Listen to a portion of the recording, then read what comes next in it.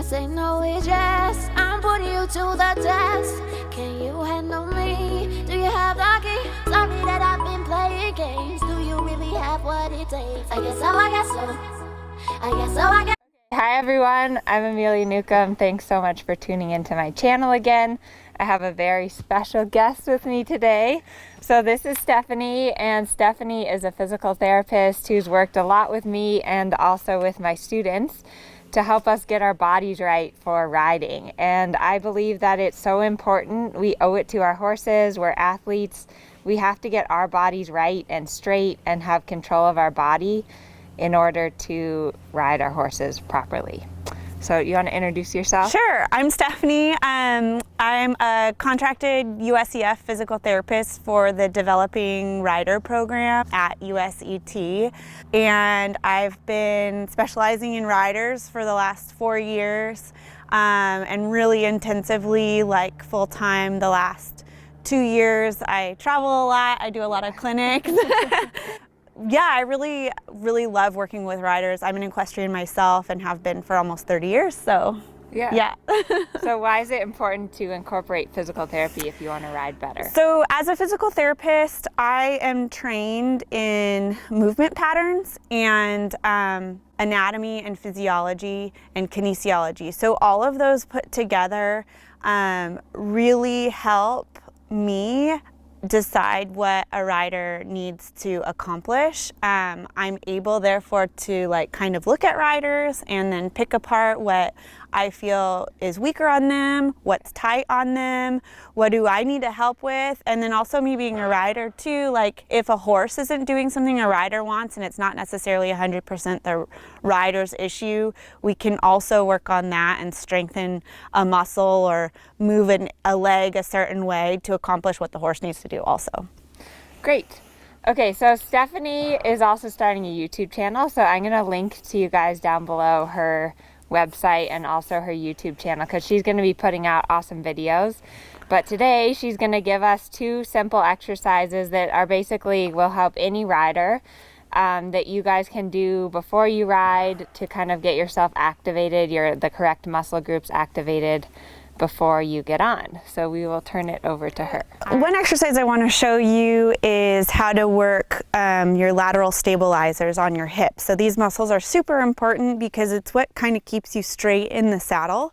But it also is an important muscle group because it's how we get our leg aid on correctly on the horse. So specifically the glute med muscle, so gluteus medius is its full name, and then the piriformis muscle. And the piriformis muscle often gets a bad rap. However, it is a really important pelvic stabilizer. So what I like to do is either stand next to the cross ties or on a stall door, something where you can gauge whether or not you're rotating when you do the exercise or if you're leaning to one side, and then also to make sure that you're not hyperextending your back when you do the exercise. So this exercise is something really simple to do right before you ride to get the muscle working correctly. And what you're going to do is turn around and face whatever you're using, so the cross ties or the stall. You're going to make sure you stand up really tall. So I don't want you to tuck your tummy like this because that's not good. We want to just think of lifting up from right here and maintaining that tone there. So I'm going to pretend to stand around and show you guys what you would do. So you're going to turn your right toes out, and then you're going to kind of hover your foot above the ground and pull straight back. Nice and slow. So I'm not doing this. I'm keeping this tight, standing up tall, holding onto my cross tie bar and pulling back really slowly, not letting my foot touch the ground. You should feel it just right here. What I usually recommend is that you guys do a set of 10 on each side, and then whichever side is more difficult, that's usually indicative of that side being weaker. So you want to do extra on that side. So you could do 5 or 10 reps extra. And the goal is quality of movement, not how fast you can go, but nice and controlled movement without giving anything else up in your posture. The next exercise I'm going to show you guys is actually a stretch, and it's super important to do this stretch first before we work on any shoulder strengthening in the back of our shoulders. So as riders, it's really important for us to have an open chest. Oftentimes this tightness here gets in the way of our riding and affects the movement of the horse. So this I like doing on a foam roller. Now, if the foam roller is too aggressive for you, you can roll up a big beach towel and lay on that, or you can simply do it on the floor. With this stretch, my main goal is to just stretch your pecs here. It is not important to get up as high as you can possibly go. I'm relatively flexible in my shoulders, so I will show you the full stretch, but if you can't get there without having pinching sensation in your shoulder joint, just go a little bit below, and I'll show you guys how I usually adjust it. So what you're gonna do is you'll put the foam roller on the floor. I like the softer foam rollers. They're a lot more comfortable for your back. So you're gonna sit on the very end of it, and then you're gonna lie on your back on the foam roller like this. And what you're gonna do is lay with your palms facing up towards the ceiling or the sky, wherever you're doing it. So I call this the I, T, and Y stretch. It's really great because it's stretching the different muscle groups in the front of your shoulders here. So this is the I. You're gonna hold this for 30 seconds. Then you'll come up into a T position here.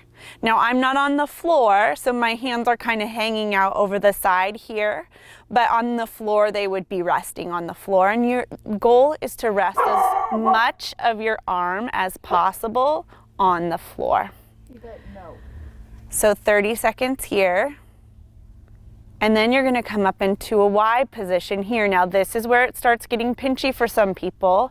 So you wanna make sure not to send your shoulder into that pinching sensation. That's indicative of shoulder impingement. We don't need to go there. So what you can do, what I tell people is you could do an I, and then you could do a sad T and a happy T if you would like. And I usually recommend doing this like 2 or 3 times in a row. And then I recommend that you guys do it either in the morning before you ride or at the end of the day, especially if you're one that has a desk job or something that you're sitting. For me, I drive a lot, so that really makes my chest really tight. And this is super important for me to do at the end of my day.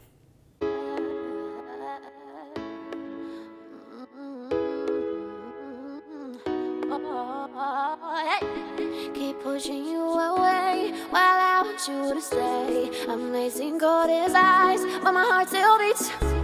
When I say no, it's yes. I'm putting you to the test.